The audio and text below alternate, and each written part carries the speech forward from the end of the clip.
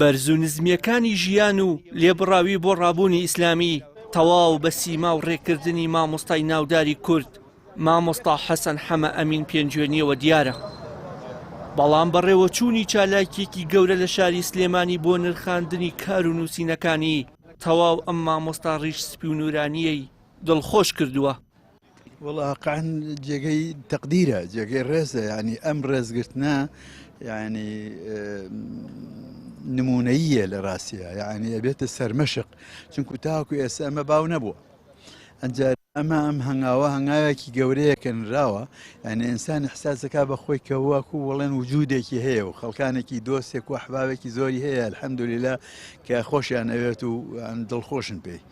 ئەنجا ومێدیش ئەکات کە ئەمە ئینشاءڵڵا ببێتەوە کۆڵێن لیسانی المەخلوقی قەلەم الخالقی بێ ئینشاءڵڵا ئینشاءڵڵا. مامۆستا حەسەن حەمە ئەمین لە دایکبووی ساڵی 1949 گەڕەکی بەرکێوی قەزای پێنجوێنە. باوکی بەهۆی کاریگەربوونی بە مامۆستا حەسەن بەنای سەرۆکی برایانی ئیسلامی لە میسر ناوی کوڕەکەی ناوە حەسەن. بەهۆی هەژاریەوە باوکی دوکانێکی کتێب لە قەزای پێنجوێن بەکرێ دەگرێت. حەسەنیش هەر لەو کاتەوە لەگەڵ کتێب ئاوێتە دەبێت.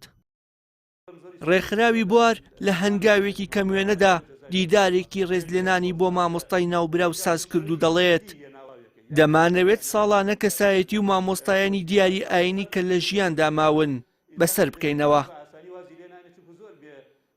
خۆی ئەبێ زۆر ڕاشکاو بڵێم کە ئەلحەمدولیلا ئەوەی کە پێگوترێ ئیتیجای ئیسلامی تا ئەم لەحزێش با بڵێن لە جموجوڵان وار و ئەم جموجوڵە سەقافیانیان دەست پێ کردووە شتێکی زۆر باشە و ئێمە ئەمڕۆ لە دیدارەکەی مامۆستا حەسەن پێنجوێنی دیداری قەڵەمێکی ماندوو بینیمان کە حماسەتێکی زۆر بۆ هاتن هاتبوو واروەها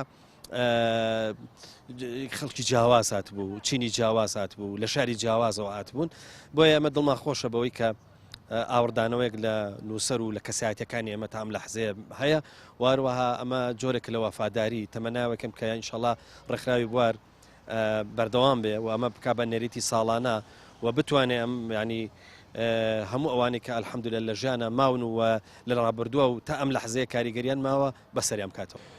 ئێمە لە بەرنامەماندایە ساڵانە مەراسیمێکی ڕێزلێن بکەین بۆ یەکێک لەو خاوەن قەڵەمانەی زیندوانەی کە تەمەنێکی خۆی بۆ خزمەت بە نووسین و واری معریفی و ڕۆشنبیری و هونەری و ئەدەبی تەرخان کردووە. هەوڵەدەین ساڵانە ئەمە بخینە پلانی خۆمان هەر ساڵە و دیدارەکە بکەین بۆ کەسێکی شایستە بە و ڕێزلێنانە. مامۆستا حەسەن حەمە ئەمین خوێندنی سەرەتایی و ناوەندی و دواناوەندی لە قوتابخانەی ئەوقافی شاری هەڵەبجە تەواو کردووە.